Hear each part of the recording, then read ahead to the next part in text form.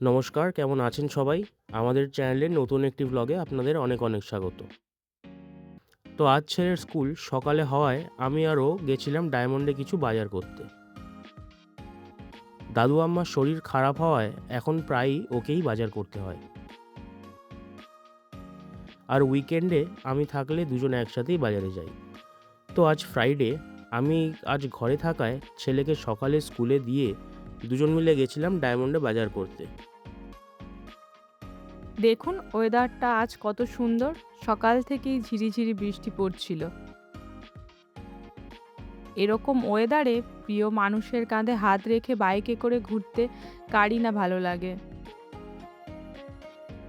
কাল জামাই ষষ্ঠী, ঘরে সেরকম কিছুই ছিল না। কাল যেহেতু ঘরে পিপি পিসমশাই আসবে, তো কিছু সবজি আর আজ আমাদের খাওয়ার জন্য একটু পাবদা মাছ নিতেই গেছিলাম বাজারে।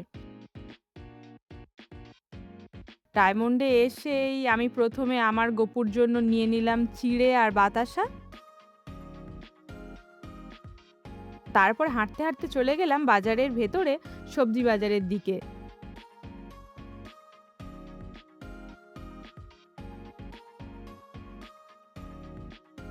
দেখুন কত কাঁঠাল এনেছে টোটো করে।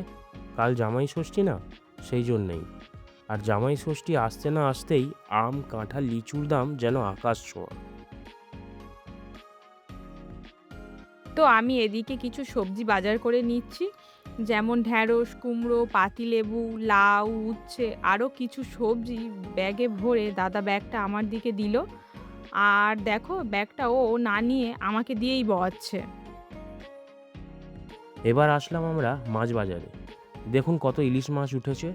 ছোট থেকে বড়, ভালো থেকে খারাপ, সব রকমই উঠেছে। আর আমরাও ভাবছিলাম একটা ছোট দেখে ইলিশ মাছ নেব, কিন্তু আমাদের পাবদা মাছ কেনা হয়ে যাওয়ায় ইলিশ আর নিলাম না।